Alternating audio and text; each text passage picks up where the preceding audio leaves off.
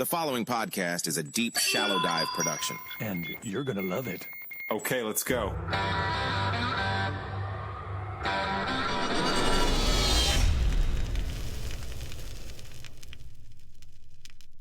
So I think Howard is like off in Europe gallivanting somewhere. So I'm gonna send him this and say, hey, look, some people are having to work for a living. That's funny. Yeah, I'm gonna take him a photo too. All right, listen, everybody, we've got a fantastic guest today, and he actually is somebody that I've known for a long time. We go back a long ways, and I am really excited to have Jonathan Bogner on the show today. And, you know, as you guys know, as I've started to bring guests on, you know, I'm really looking for people that fit one of my four pillars, you know, fit one of the DSD pillars. And I'll tell you what, everybody, we've got the poster child for resilience with Jonathan. I mean, this is like, seriously, this guy practically his face is probably next to the word resilience in the dictionary. But Jonathan has had a heart transplant among many other medical issues and scares to an extent. But what's insane about this guy is his resilience, and that's really what we're gonna get into today. So hey man, I appreciate you joining me. Well, Ray, it's an absolute pleasure to be on your podcast, and I'm looking forward to telling people, you know, my story and how they can kind of like make sure that they don't have my story. Yeah, I love that. That's one of the things that, you know, as I try to talk more health related stuff, a lot of this is like, hey, you know, especially for, you know, once you pass the 50 mark, you know, it's not like it was when we were younger. You really have to pay attention to your health. So let's start off with like, when did all the medical stuff with your heart start? Because here's the one thing, and people can't, well, they probably can tell just from your face, but it's not like you're an overweight guy. I don't think you've ever been overweight. You've always, ever since I've known you, since back from 2000 practically, you've always been lean. You've always, you know, you look like you're in shape. You look like you take care of yourself. So talk us through, like, how did this heart stuff even happen? Ray, you walk out the door and you don't know what's going to happen to you. And I think I am physically fit. I work out every single day, 7 days a week. And I walk my dog an hour a day. So I'm probably working out 2 hours a day, 7 days a week. So I was never, well, actually, I'm in the best shape after all the incidents happened to me. But before that, I was still working out and walking. So what happened was I went to a film festival and came back. And in the shower, you know, sometimes like, you know, your wife screams up, hey, wake up, it's time to get up. So I went, you know, like automatically, I went to the shower. I was in the shower and I was looking at the bottles and they were like in Greek, and I knew something was happening. I knew something bad was happening. And then I came out of the shower. I couldn't speak. I had aphasia, and I couldn't speak for about 1.5 years. But I couldn't tell. You couldn't speak for 1.5 years? Yeah, 1.5 years. Like nothing? Well, yeah, because when you have a stroke. Okay, so you had a stroke. You had a stroke. That was the first medical incident for you, was that stroke, and it happened in the shower? Well, I believe it happened in the shower. Okay, wow. We don't know for sure, but I had two strokes, heart failure, and then I woke up in the hospital while I was alive. But I woke up in the hospital and I couldn't speak. My wow. Observations was, and I'm taking, you know, it's both. I'm talking to you as like a third party, looking at myself, but it's also painful when I think back. So I had the stroke, and the bottles, because it was so internal, I couldn't. No one was talking to me in the bathroom, so I could see the bottles. I couldn't read them, and I feel like experience a stroke. I had 2 strokes. So when eventually I went to the hospital, and they determined 2 strokes, aphasia, meaning I couldn't speak. And so everyone around me was talking, and I couldn't write, I couldn't read, and the synapses in the brain. I was just looking at a fact that there was like 86 billion synapses in your brain. And I use the analogy, if you go to a market, you go directly to the frozen food section or the fruit section, right? I have to go the long way around. I have to think through where am I going? How do I get there? How do I manipulate myself to get to the fruit section? So and you just automatically snap a finger, you automatically go there. So I had to relearn everything when originally I remember going to the speech therapist, and the speech therapist was telling my wife, and I couldn't say my own wife's name. Wow. My wife's name is so simple, Cindy, and I was saying, and I could barely say Candy. Yeah, well, that could get you in trouble. You start calling Cindy Candy, she might be like, "Wait, what the hell?" Yeah, exactly. But Let me ask you this about the stroke, because I mean, personally, I'm very interested. Knock on wood, God forbid. I hope I never get one. But and I hope nobody listening ever gets one. But is there any way to know it's happening? Do you feel? I know with like a heart attack, sometimes there's numbness in the left arm or left side of the body. I know people start to kind of sweat profusely, but with a stroke, are there any signals or things that start to happen to where, God forbid, if anyone listening feels those things happening, at least maybe they have some awareness that they're having a stroke? Or is there anything you remember? So talking to you and also your viewers, nothing. Okay. Wow. It's a snap of a finger. I mean, random things happen, and you can't plan, you can't predict. You have a stroke, and in my case, I'm not sweating because I was in the shower. Yeah. Wow. But so going back, I had the stroke, no warning, and ultimately, after having the strokes and not being able to speak, and I knew at that moment that therapist was wrong, because at that point I was like 45 years old, and it's like this is like the kind of the it's a great age. That's a great age to when you really know what you want to do, and you're achieving your goals, and it's also your biggest income producing years. So I was smacked down, literally, and had to rebuild myself both mentally and physically. And the mental part, I had to relearn English. I mean, I really had to relearn English. And so I was putting simple words together. And I remember going to my company when I was shutting my company down, and it was so, I mean, everyone was crying, I was crying, everyone's crying, and I could barely get, 2 words out together, like, I'm shutting, I'm sorry, this happened. So when I had the stroke, I had what's called aphasia. It ultimately, clearly, I can speak, right? I mean, unless you knew me, which you kind of actually did know me before, I was speaking really, I probably spoke too fast, but at the same time, my intonation was, I spoke like I was from Holland or Sweden. There was no movement.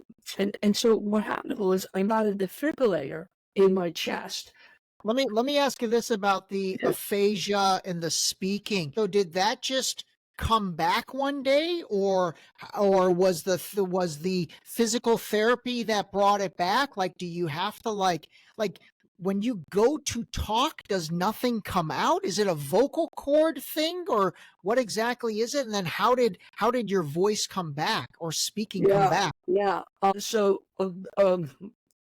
I was in the hospital with a stroke and I was alone, maybe it was like 2 or 3 in the morning, and I had to, literally I have to poop, and I was left alone with this steel gurney, and I couldn't yell out to my nurse. And I'm like, oh my God. And I could think, right? It's a weird thing. You can think, but you can't verbalize it. So aphasia happens to lots of people, and including lots of famous people. And it's the synapses in the brain that are not working. So you usually have to have a stroke in order to get aphasia. And aphasia, I slowly learned to put words and sentences together. So it was a gradual process, and I had to like rebuild and reinvent myself from a movie producer to a reality producer. Along that way, I had to get, my wife actually insisted I get a defibrillator. And a defibrillator is implanted in your chest.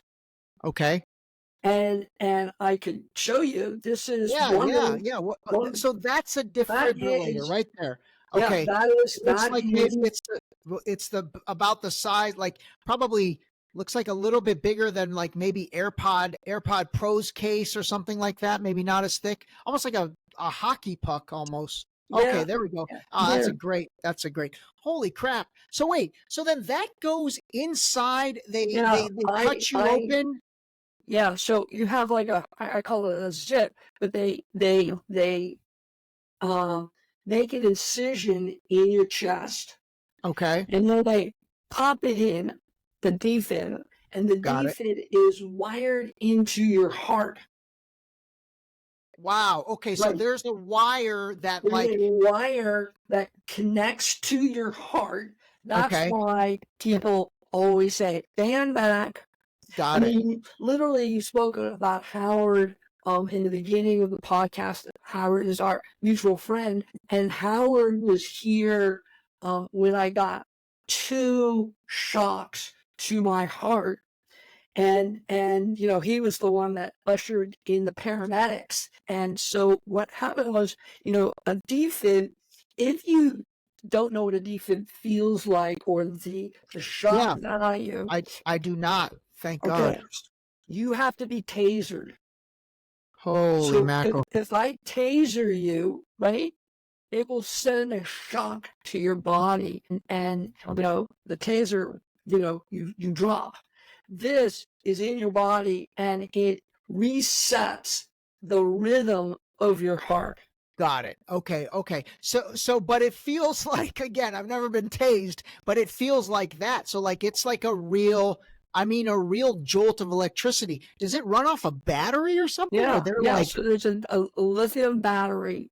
Okay. And the lithium battery, this is my first defibrillator. And I, kind of like, it was, I used it, usually get a defib for 5 to 7 years, and then they have to replace it. So they cut open in your chest, and then they put the defib in your chest. It's wired to your heart. And ultimately,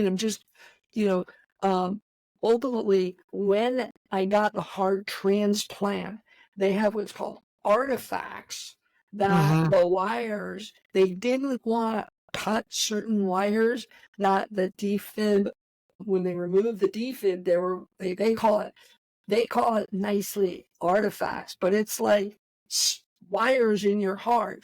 And I was like looking at an x-ray. It's like, what is that? Those are artifacts. Well, what does that mean? It's like leftover wires in your chest, but they don't want to touch it because it'll affect, what it could affect. They didn't want to touch it. So I have That's amazing. So like those artifacts, those wires, they're just there? Like they're still probably there? Yeah, yeah. They train me, most of them, but some of them residual. That's amazing. Wires are in your heart. Wow. So I had 2 defibs, and as I You had 2 at the same time, or no, 2 I got total? one for Oh, okay. 7 years, Got it. and Got then it. they Got it. replaced it for the remainder until I got the heart transplant. So that one you had for 7 years, how often do you have to get the battery changed? Well, no, And it lasts 7 years. it lasts 7 years? Holy Yeah. mackerel. Yeah, you usually last 5 to 7 years. Okay. First one lasted, the first 7 years, I only got shocked maybe 2 times. Okay. Okay. And it goes off on its own when it senses an irregular heartbeat, like an arrhythmia in your heart. So your Correct. heart gets off of balance, and then it's like boom, and then it gets the heart back in rhythm. Correct. Okay, okay. Does it work flawlessly? Like when you have a defibrillator, do you not have to worry about having your heart stay out of rhythm? Like it always works, or could it? Yeah. I mean, when you get, I know we're spending a lot of time on the defib because I No, that's feel like okay. you're interested. So with the It is. It's defib, interesting. they set the parameters of the defib. Okay. So Okay. if the parameters, if it's 120 over, 80, your defib will go off a lot. If your defib is set at, I think for me, my defib was set about 200. So the heart was like beating over like 200 or 250, and then it kicks in. Got it. Okay. Okay. Okay. So they set it to your heartbeat. So like when I go run, obviously my heart rate goes up to, I don't know, 160, 170, something like that. You're saying they set yours to something high enough that, it's not going to go off when you're on the treadmill or doing Right. some type of okay. Okay. Interesting. I didn't know that. I didn't. Yeah. I So they didn't set know the that. parameters, and if the Okay. parameters are wrong, you go back to your cardiologist, say, hey, these parameters are not right, and so then they have to like fix it. So when I got the second defib, and at that point Howard was with me and Christine, his wife, and my wife, and I got back to back, and that is like really bad, back to back shocks in my heart, meaning the first shock didn't work. Wow. And then they did a second shock and it worked. Now, if there was a third shock, I'd probably be dead. And it's life or death with a defib. It saves your life because 50 years ago or 60 years ago, they didn't have this invention, this defibrillator. Now you have it, and it's a lifesaver, because if you had my condition, you had problems, you had heart failure, you would 50 years ago, even 100 years ago, 50 years ago, you would die, right? My wife's father at 54, he died. Wow. So you don't have the technology. Now you'll live. So in my situation, it went off 2 times, which is really not good. Like 2 times within 5 minutes, or within like 2 minutes? It shocks you if I distinctly remember getting shocked. So when you get, when you're talking about the stroke, there's no warning, okay? No warning. Okay. Okay. Yep. The defib, you get maybe 1 second, maybe 2 seconds of warning. Okay, it's happening, boom, and it shocks you. Got it. And then in the next time, and I didn't realize, and I sat down, I didn't know on my bench, I didn't know I was going to get a second shock, and it was not in sync. So it really tried to sync me up. And so then I got shocked 2 times. And that was very concerning when I went to the hospital, and the cardiologist was like, whoa, he got 2 shocks. That's bad. And when that shock happens, this will be the last question on defib. Yeah. I mean, I know you talked about it feels like you've been tased, which I don't think most people have been tased, but is it like somebody punching you in the chest? Like, is it really painful? Yeah. So first of all, punching is easy. It's Oh, getting man. a horse kicked in your chest. That's what Holy it's like. A wow. horse and boom. It's that shocking and that loud. Wow. Yeah, Wow. I mean, Okay. you can hook up your light to your defib. That's insane. Well, you know what? I guess now that we've talked this thoroughly, I mean, Yeah. that's what those paddles are, right? That's what those paddles Yeah. are when they're like clear, poof, and then you do see the body like literally rise up and down or move up and down. So, man, that is holy Insane. mackerel. That's insane, especially getting it twice in. Man, that must have within seconds. But you know, when they stand back because they don't want you to get kind of residual shock. Got it. The paddles go on. You're not holding the person down, right? Got it. Okay. Yeah. All right. So you've got the defib in.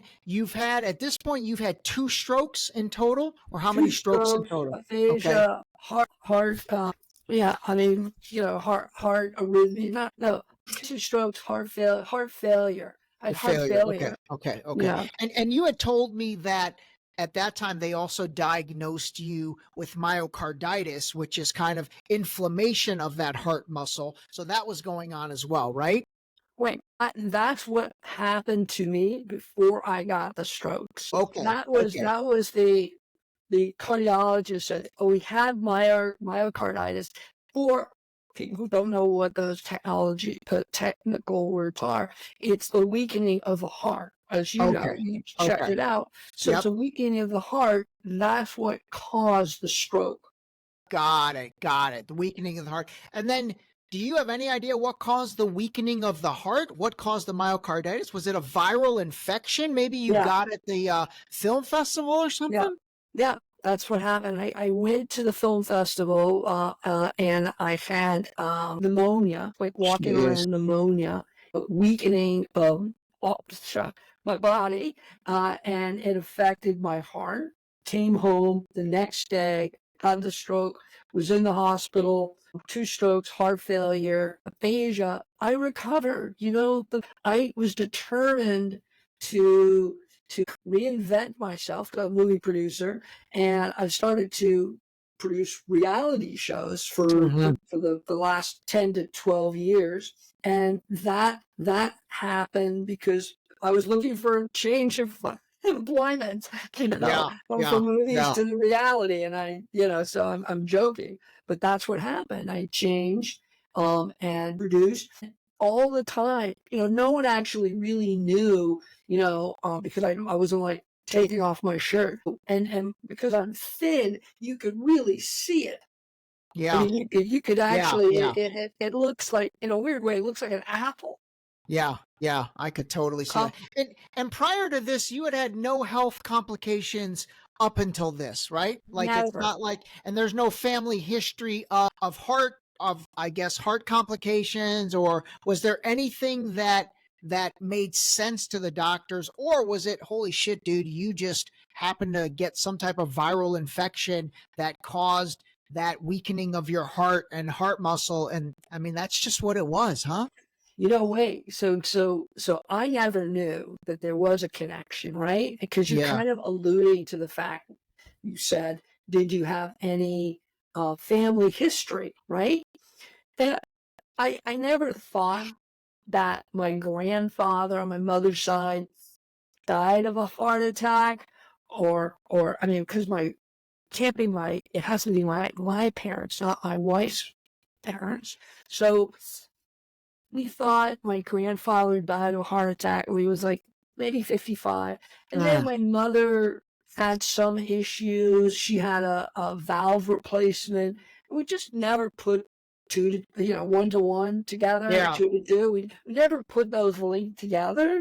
And recently, about 6 months ago, my cardiologist said, you have kids. I've got 2 boys, adult male boys. He said, well, maybe you should check to see maybe there's a biological or genetic link.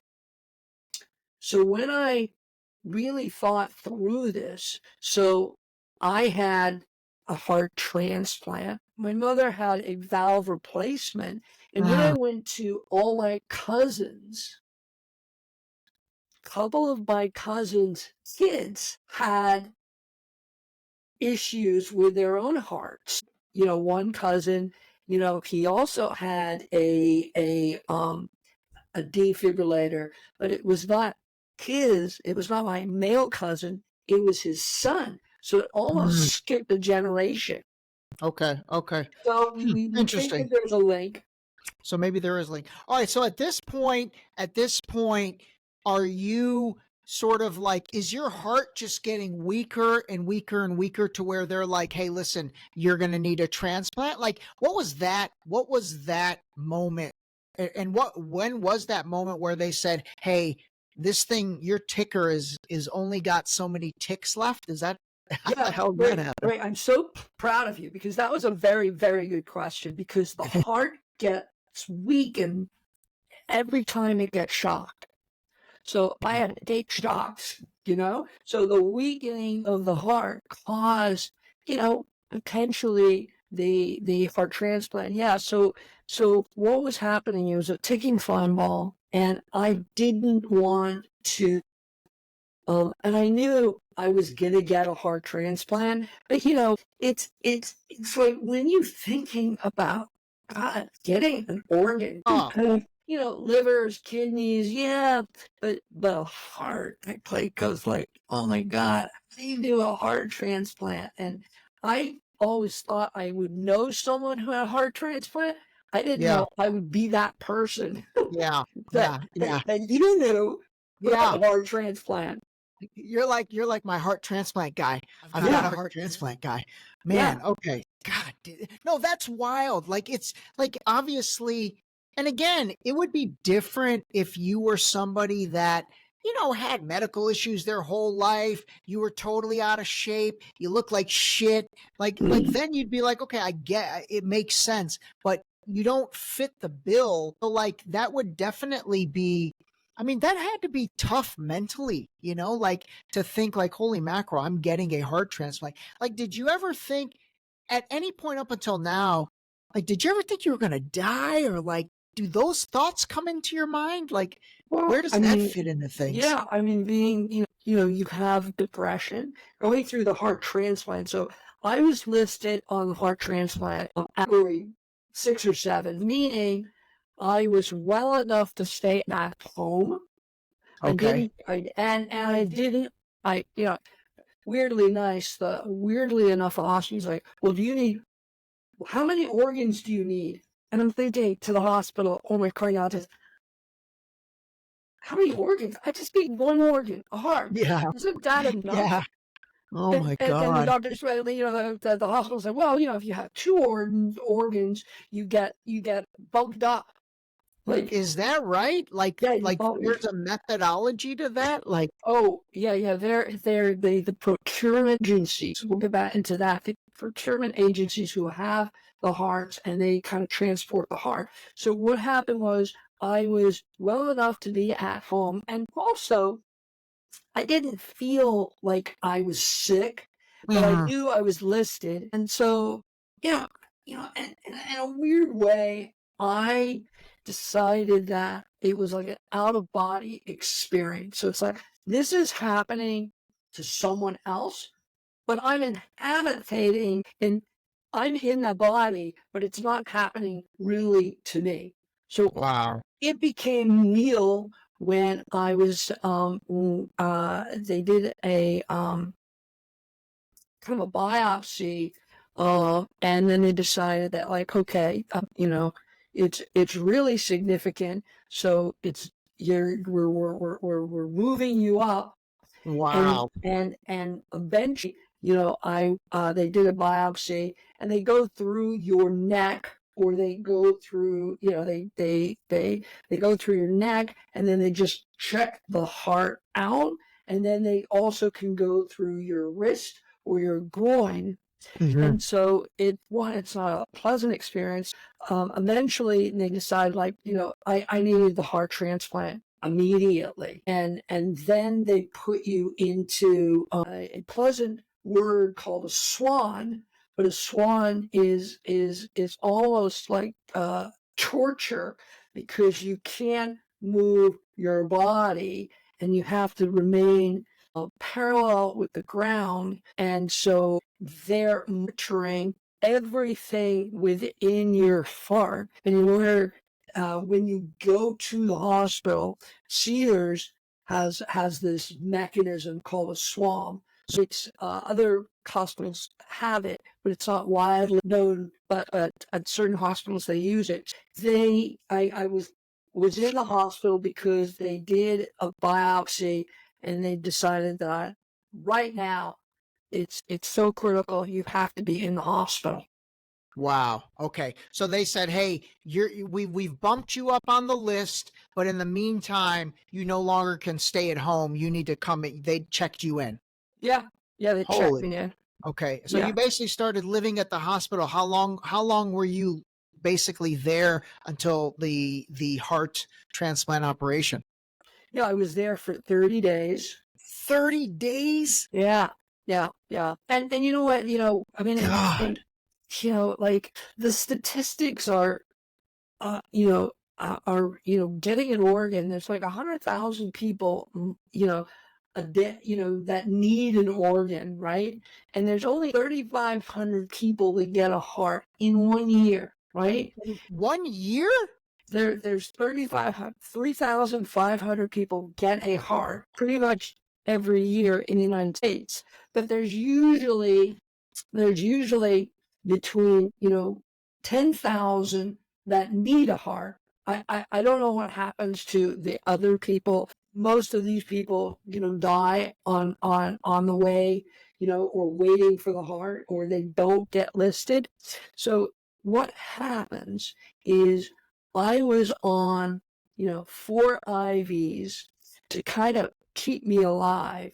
And so they take me off the IVs in order to see how sick I am. Wow. And then they hook me up to the IVs, because they have to prove to the procurement agencies, the government, usually it's UNIS, Yeah. to make sure that he's sick enough to get the heart transplant. And in a weird way, they don't have to kill me, but you have to be acutely sick Got to it. get Got it. listed. And then they bring you back to life. So my doctor always said, I'm going to make you sicker in order to make you well. So, like, what are we talking? Are we talking a few hours, or for several days you're like this? Like, they take you off the IVs for multiple days, or is it just for a few hours? No, they take you off of the IVs, and then they almost like a countdown, and then they see how your body adjusts, and if your body is like going into serious Like withdrawal or arrhythmia. Yeah, okay. I Oh, mean, okay, like got it. Arrhythmia. Yeah, you yeah, know yeah. what I mean? Like, you really they put you back on. They just have to prove it to Eunice that how sick you are in order Yeah. to make you better, and they have to do that every 2 weeks.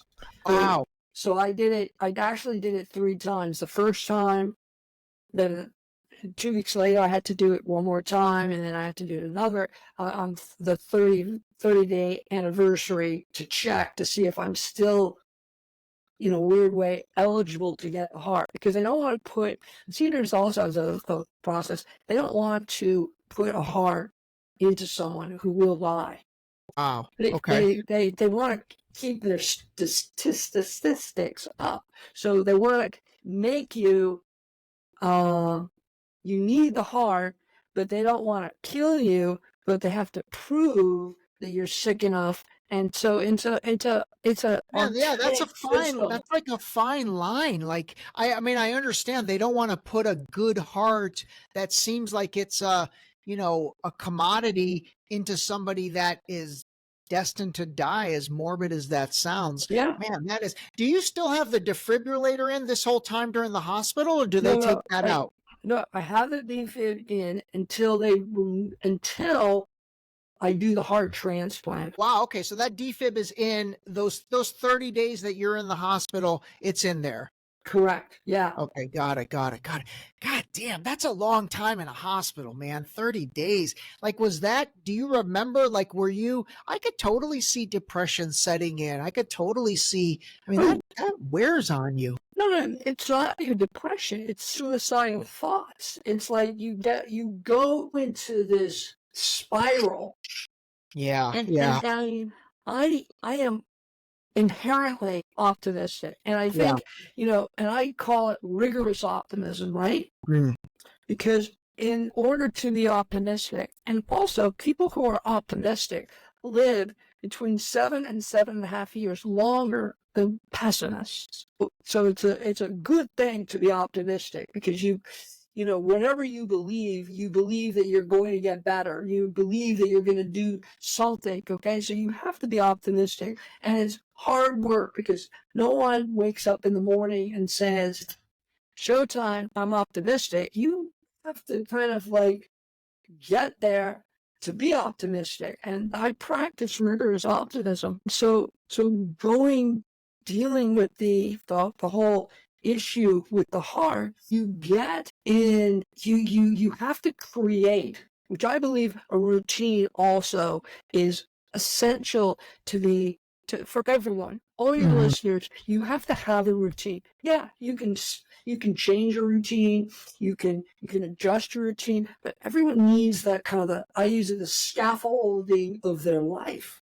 Okay. So Yeah. I developed a routine, and I was walking around the hospital floor, and I was always, they have a category of SWAN patients at Cedars. So it's like, these are the people I'm competing against, right? When I was walking around the hospital, it was like 7 people. They're competing with me. And it's like, I really wanted to get that part immediately. Yeah. And my nurses were saying, like, no. It's the blood type. It's the size of your body, and ultimately, as we know, I got a woman's heart because I was small enough to get a woman's heart.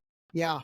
Because really the heart size, I mean, I guess it must be based on body size, right? Like Andre the Giant probably had a heart that wouldn't even fit inside your body, huh? Absolutely. Okay, so you got a woman's heart? That's hilarious. Oh my goodness. Wow. Okay, so tell me about the day they told you, hey, we've got a heart for you. And how does that, like, was that a woman that just died in a car accident, or just died based on whatever, and then she's an organ donor? Like, how does that process work? And then you had mentioned Eunice. Is there one central heart donation agency, or are there multiple companies that do this, or how does that even work? Okay, so that's a loaded question. I'll try to deal with all of them. But Eunice is the organization set by the federal government that manage all the transplants in the United States, and then they allocate it. They keep track of where the organs are going. Okay. And then the procurement agency, I got, which I only found out last week, the agency who procured the heart.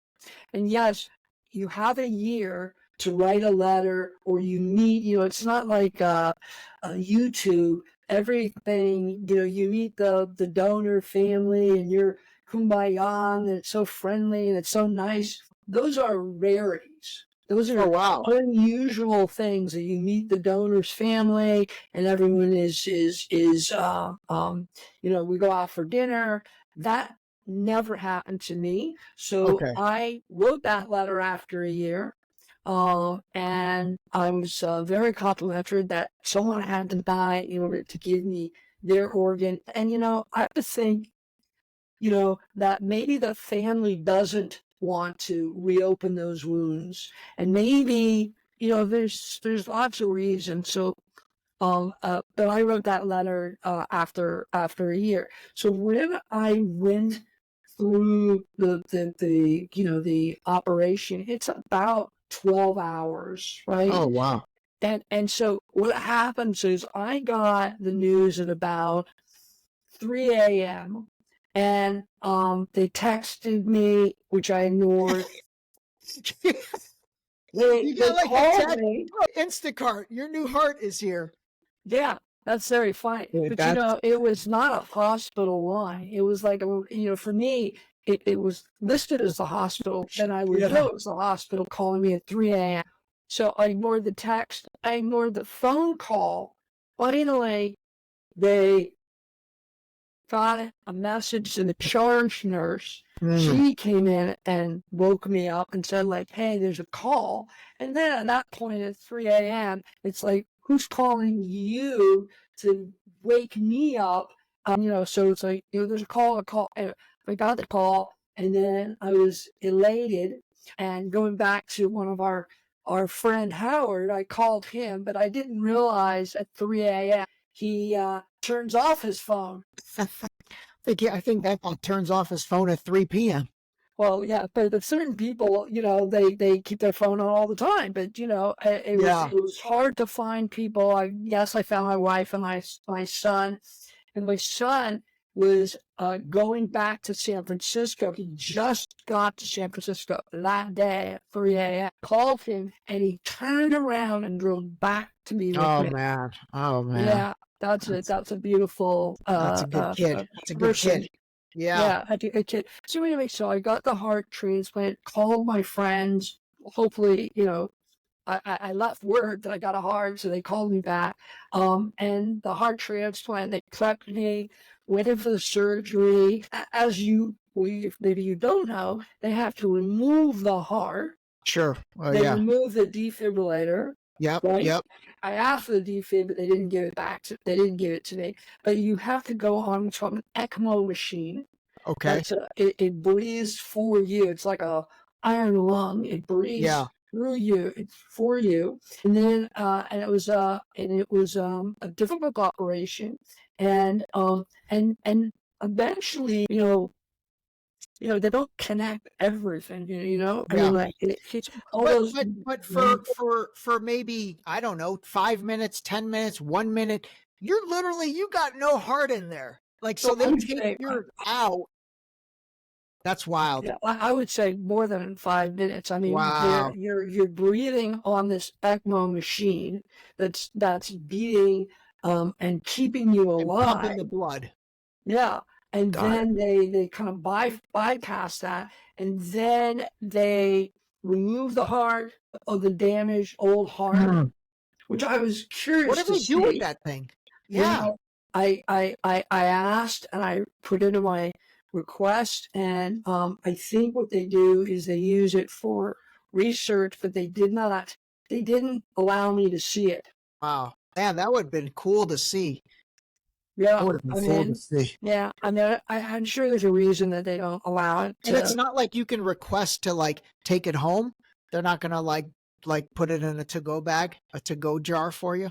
There's no chance of that, right? Like you can't say, I want my old heart. Yeah, believe it or not, right? I put that, and I asked the doctor, I asked the social worker, I really want to see. Yeah. I want to get my defibrillator back.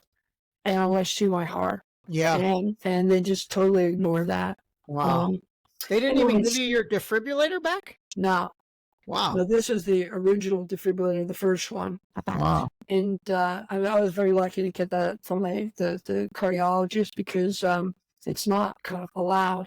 Yeah. By the way, I have to imagine with a heart transplant, it's similar to heart surgery. I mean, they cracked you open, right? Mm-hmm. Like they crack you open. Okay. So like, I remember my dad had heart surgery, and man, I was with him that whole time. And then the next day, they want to get you up right away and get you moving and all that. And I remember, my dad was a tough as nails guy, but man, that first time they lifted him up, and I'm curious if you felt the same, because of, cracking you wide open and breaking your rib cage, that was pretty painful too, right? When they stood you up. I wonder if having a new heart had any additional pain to it, or do you remember any of that? I mean, pain is inevitable, you Yeah. know. I mean, like especially when you get an organ. There's a Buddhist saying, "Suffering is optional." I had pain and I suffered. Just getting, and they do that all the time. They want you to get, they psychologically and emotionally, and they also want to see if the heart is really working right the way it should work. But they got you, and it is unbelievably painful. And I also lost, the next day they did another surgery and they removed my gallbladder. And I had like all these devices that were pumping, um, the blood and all the urine and everything I was connected to. So it was a very challenging thing to even walk for literally 5 steps, but I got up and moving. And you couldn't work out, you really couldn't do anything because your ribs were Oh yeah. So broken. And sore. then they have this, they kind of like wire your rib cage together, so it's the wires are still in my chest. Got it. When you go through security, and you have to tell them that that you've got wires in your chest. You So that still have them? Like those wires are forever? Yeah, forever. Certainly, my meds are forever, and the wiring is forever. That's amazing. All right, we'll talk about the meds in a second. So to finish off on the lady whose heart you got, so you were never able to this day to know who she was, her family, or anything like that. Like that's sometimes so they give you 2 pieces of information. They will tell you the sex. They told me it was a woman, and they will usually tell you round about the age. So her age was around 45. Okay. So I got a younger heart, and biologically younger, and then the sex, and that's all they tell you. Got it. So you got a 45-year-old woman's heart, and then did you go through menopause after? Yeah. That's very funny. Yeah, I mean, you could also say, I'm really, I could go to, I have a bathroom, right? I could be a vet. There you go. You're in touch with your sensitive side now as well, right? Well, I mean, you go, when you get a woman's heart, the heart has memories. We didn't even like go really? into. You think so? I mean, there's studies about muscle memory, heart memory. So the heart has, and they say, like, when you got someone else's heart, do you have cravings for other types of food, right? Like, I mean, like literally. That's wild. So I mean, the real kind of like, what is the difference between a man's heart and a woman's heart? Women's hearts are smaller. I'm a small guy, so I can handle a woman's heart. And then there's like a pain threshold. Okay. Women have a higher pain threshold than men. I believe that 100% after the concept of childbirth. Yeah. They have a much higher pain threshold, and then what I didn't know, that women's, when you get an organ transplant, especially a heart, there is like hardening of certain veins and arteries. So there are, what I got was, the woman had a virus called CMV. About 50% of people have that virus. I didn't have that virus. I now have that virus. Oh, got it. And it's I'm still going through it, right? What year was this? So when was your actual heart transplant? Yeah, my heart was 2022 coming Okay. up for Oh man. and Yeah. August 8th. August 8th. So it's kind of like come up Coming up like on 2 years. well, you're right. It's like 20 months. Okay. May, Okay. June, July, August. Yeah, about 20 months. And then is there like is the first 30 days super critical or 60 days super critical to like make sure it takes? And Yeah. then is there the possibility that for whatever reason a body rejects that organ? I would think so. Yeah. So that's why they put you on immune suppressive Okay. drugs. Okay. Got it. Yep. So I'm on 3, as you said, for life. Yeah. Lifetime drugs that I'm on, and they have side effects, and 3 of them, and I will be on them for the rest of my For the life. rest of your life. And that suppresses your immune system in order for it not to reject that organ. But then at the same time, you have, I guess, less of an immune system, right? So could you be more apt to get cold, flu, COVID, whatever, all that stuff? Yes. Wow. Yeah. I have to be protective of myself. Wear a mask, crowded elevators, crowded restaurants, big events. I have to be very careful about those types of big events.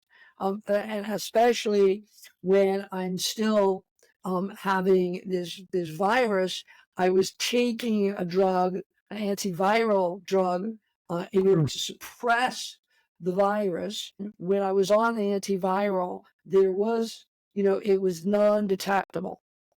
And now that I'm off the antiviral, it affects, it's now detected. That virus, the virus is still there. Yeah, it didn't disappear. Got it. It's now, based on my blood work, it's now detected.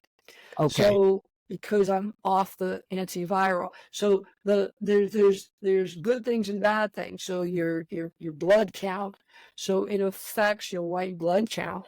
Got it. And so you're absolutely right. You're much more susceptible to get cold, flus, anything you can get, you'll probably get. Wow. Okay, man. Yeah. Well, you know what? That's a trade-off that that I guess you just have to make. All right, so it's been 20 months. Any major issues or anything, or has it been pretty smooth? Like, are you back walking again? Are you walking your dog for an hour? Do you have the ability or the stamina to do all that? Yeah. I'm doing everything. I'm like after 3 months of recuperation from the heart transplant. I was working out again 7 days a week and walking my dog every day. Pets are amazing, and I try to recommend anyone who has any organ that they have to have a purpose. And even with your 4 pillars, purpose, because you've got your self-awareness, you've got your resiliency. Because I feel like I have been resilient, and because life, you walk, as I said, you walk out the door and you don't know what's going to happen, and you have that it's unpredictable, it's chaos, and you have to just deal with the chaos. Yeah. So I have to demonstrate both physically and mentally resilience about dealing with all those issues and not letting them overwhelm me. And not saying I me. It's very easy to say I me, and my response is life is unpredictable. Some things happen and you have to just get on with it. You have to just solve it, because otherwise it's crushing. It'll crush you. And you have to be, as we kept saying, you have to be, resilient. You have to have a resilient life, and both in your work, in your family, everything, Absolutely. because otherwise life will crush you. And clearly, you have to be authentic, because you have to you have to really dig deep with your psyche and Yeah. say, like, Yeah. do I want to survive? And sometimes you're like, hey, I don't really want to get up in the morning, and you have to force yourself to do certain things that you would say you take for granted. But at the same time, everyone wakes up in the morning and says, oh my God, I don't know how bad. I don't know. It's like, well, okay, you're a healthy person. Okay, Yeah. Yeah. think about being unhealthy, and you have to just find the optimism and get up every time. Absolutely. Absolutely. Do You you know? feel like now you have a totally, I mean, I would think you have a totally different view on life to where, I mean, honestly, I get up some days and I'm just not looking forward to the day, or whatever. Mhm. Let's say I have to work on something I don't want to work on. But like, I don't know, now for you, because of, God damn, everything you've gone through, and it's almost like this is, your second or third chance at everything. Does that just not enter your mindset anymore? Is every day like, this is awesome, it's going to be a great day? Or do you still have days where, it's as if you've never had this surgery and, you're just dealing with it like we all deal with things? Okay, so I am acutely aware that I got a heart transplant, and Okay, I'm okay. acutely aware that every day, and I want to say, I don't like, it's not a gift, but Yeah. talking to you is a gift for me. And I have a finite amount of time, I got because you. Okay. I don't feel like, I don't know if I'm gonna live to 70 or 80, or no way I'm gonna live to 90 or 100. So I'm 63. I've got probably every day there's some issue. There's some Yeah. issue that Yeah. you deal with, and that's where the resiliency kicks in. That's Got it. where, like, okay, I am not going to allow this, and you can compartmentalize things in your mind. I am not going to allow this to affect me. And so you persevere. And so some days I don't want to go for a walk, and some Yeah. days, Yeah. when I was walking around, one step at a time, one foot in front of the other, I was like, in my home, and it was the summer months, and I was just like doing, a couple steps a day. And every day I would do 10 steps, and I would do 11 steps, and I would do 12 steps. And every day I got better, and every day I got better. So that that took a mindset that says, this is unfortunate. It's my view is like, it's random. It's Yeah. not all about, it's not why did this happen to me?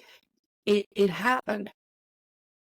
So just move on. So I feel like every day is a new day, and I can do, with friends and family and wives, and, it's like, you can, it's not Groundhog Day, but every day I can make a new change. If I did something wrong yesterday, I want to do it better today. No, I get it. So it is always top of mind. I mean, it is always there reminding you. In some ways that's probably good, because it doesn't let you have the woe is me time or the pity party, or maybe it even helps you from going into depression, because you're so aware of this, second chance, or Yeah. this other chance that you've been given. That's interesting. All right, so tell us about, the thing I thought was super cool is it seems like now, with this personal stories that you're doing, you are wanting to help others, and you're wanting to help other people either tell their story, get help with their story. So tell us all about that. Yeah. So Ray, I decided that I needed an outlet. Because Yeah. I also felt this is, some people say like 9 lives, 10 lives. I mean, clearly I've gone through a lot of life-changing events health-wise. I mean, I want to list all the issues that I've had, for the last 16 years, from my thyroid to my gallbladder to my heart to nephropathy to not being able to breathe. So it's like I've done all these things, and it has not let me.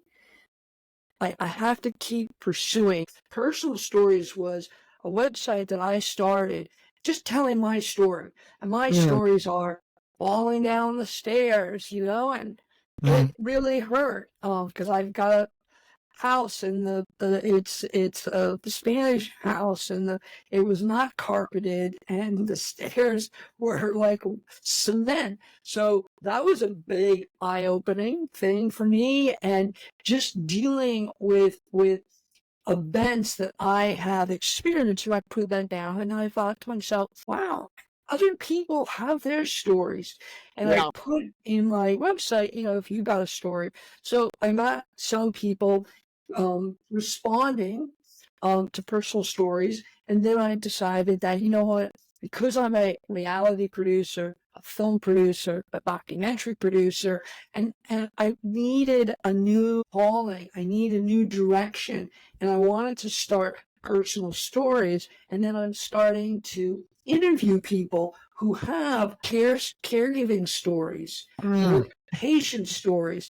For me, Personal Stories could encompass everyone, but I kind of narrowed it down to personal health stories and told from the point of view of the caregiver, because they go through, the caregivers, especially if it's a relative, for me, it was my wife. They go through their own emotion.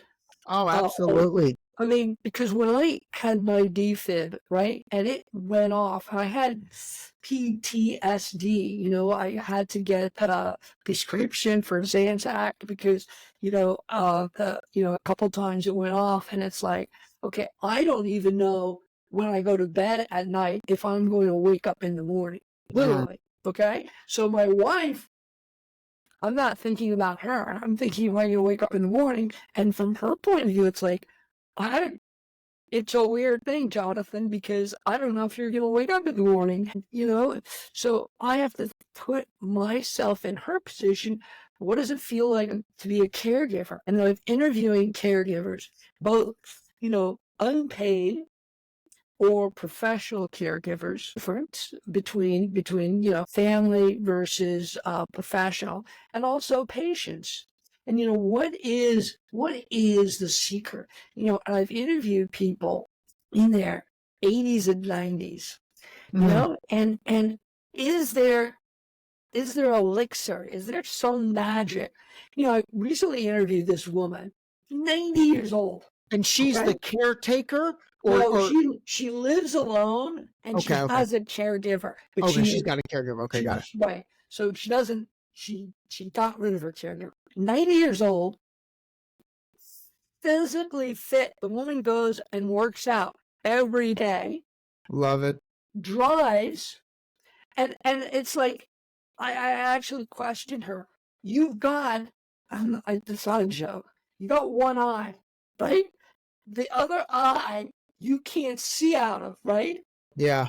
Is your license valid? She's like, shut up. Stop asking so many questions. Right, she says, till I get pulled over. Yeah. Or till I hit someone. It's valid.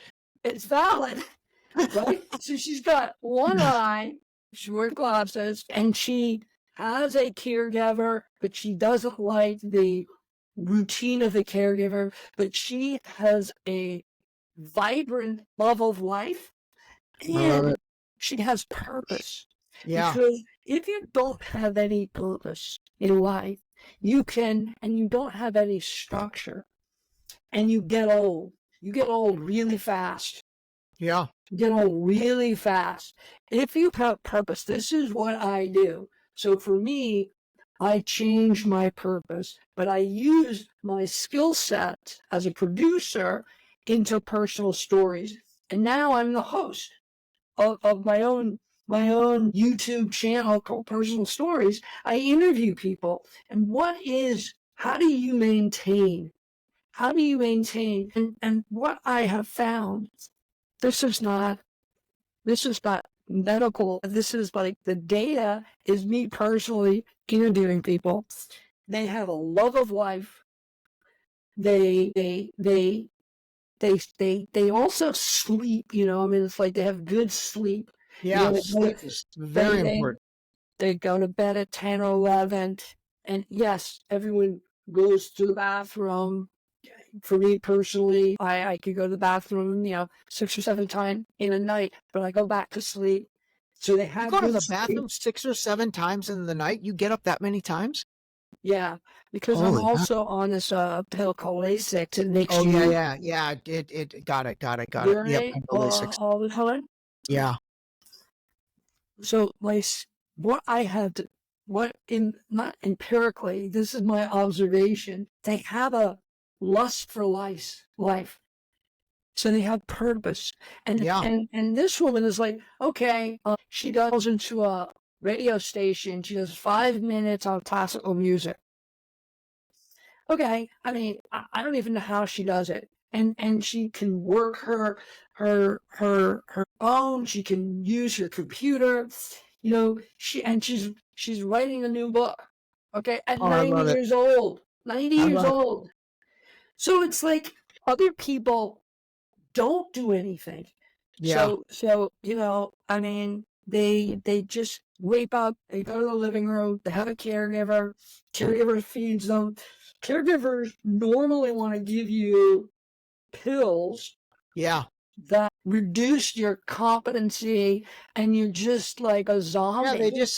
they just want to sedate you so they don't have to deal with you. I mean, Zero, that's right? Yeah, like absolutely. all these Absolutely. pills, like narcotics, and it's like Seroquel, and all these pills that you're taking, and it's like you're totally zombied out, and they can maintain that, but they're not engaging you. And so my determination is reviewing people is work out, move, work out, and you have to have good food, good sleep, and interact with the world. Yeah, absolutely. That's the secret. You have to have a purpose. You really do. You have to have a purpose. You have to have a sense of wanting to, get up every day and accomplish something. I think that's absolutely Yeah. the key. By the way, so like now with this heart, do you have, when it comes to like things like cholesterol and triglycerides and those Mhm. markers and those factors, are those affected or different because of the new heart, or is that more of a bloodstream situation or blood situation where it's the same as it used to be? Like, I'm curious, is your cholesterol better now, worse, any different? Yeah. I mean, I was always on statins, so I mean Okay. cholesterol. But what? When I went through the heart transplant, I Yeah. became a type type 2 diabetic. Wow. Yeah, but it was determined that I was diabetic based on the meds I was on, right? Oh, okay, got it. Yep. So Okay. the glucose. So in order to control my glucose, I do something because I read this a book which is really like Glucose Goddess or something called Glucose Revolution, and she talks about having apple cider in water, Hmm. teaspoon of apple cider in a glass of water, 1 or 2 times a day, and I know. We're talking points, right? It's not going to be like, hey, my glucose dropped by 50 points. Incrementally, my glucose has dropped to normal levels, based on the meds I'm taking and taking this apple cider vinegar in my water. It has dropped me below my range of being that type 2 diabetic. So I Got it. do certain things with my glucose, my ejection fraction, the amount the heart is pumping, as because it's the new heart. Now it's about 60%. And the heart, my old heart was at 8%. So Wow. that is no one's going to get 100. So it's the beating of the heart. 60% is phenomenally good compared to 8%. Yeah, absolutely. Dude, that's an ordeal, man. Wow, I really honestly, like, seriously, when I was thinking about, okay, who can be the first sort of person I talk to about resilience, I swear, I think I told you this in our prep call. It's like you just popped up, and I'm like, oh my God, this guy's like the poster child for resilience. But I give you so much credit, man. That's a lot that you've gone through, and even just having the attitude that you have about it. And it seems like the attitude that you've had the entire time, because it could be so easy to slip into that woe is me, that depression and all that. That's fantastic. What I'd love to do is, as you get more of these cool personal stories, hell, maybe you can check back in with the deep shallow dive once every couple weeks or once a month, and maybe share some of these stories, because this stuff is cool. Like, this stuff is interesting. And I also think, with especially, the audience that I think I have is, we all have to not take our health for granted, and we all have to hear about other things that are going on to provide us perspective, and more than anything, provide us motivation to look after our health, be our own, I call it primary care protector. It's not trying to replace your doctor, but hey, you've got to be in touch with your body. And the more we hear these stories and all that, so maybe personal stories can become a ongoing segment of the Deep Shallow Dive. I would absolutely love that, Ray. Yeah. Check in with you, once a month, a Let's do couple of it. weeks, telling you met this person, and this person epitomizes of what your listeners not need to do, but this is another perspective. So a Absolutely. perspective that I take away, what I was always thinking, like, it could be worse, right? My life could be worse. I could be living in Ukraine. I could be living in Gaza and Israel, right? It could be worse. Health-wise, everything could be worse. Sure. I have managed to survive all my, from my all my heart transplant to my ejection fraction to my pulmonary edema. I have survived, and your listeners should take comfort that dealing with all these horrendous health issues, you can survive. You can develop rigorous optimism, and being optimistic will save you in the long run, at least another 7 years of your life. And so I would love to report back to you when I meet people, and we can talk to about, as I said, that woman I met, who I interviewed. Her role is good food, good sleep, good exercise, and it will help for everyone. I love it. All right, absolutely. We will absolutely do that. All right, Jonathan, I really appreciate it. Thanks for being open and honest with all of us. And we will check back in with you hopefully next month and get an update on someone else's personal story. Thank you so much, All right, Ray. buddy. I appreciate it. I really like the interview. Thanks. Sounds good. All right, buddy. All right, see ya. Bye. This episode was brought to you by the new book, Deep Shallow Dive Into You, available now on Amazon and Barnes & Noble in hardcover and paperback. Don't forget to sign up for our new mailing list on our website at deepshallowdive.com.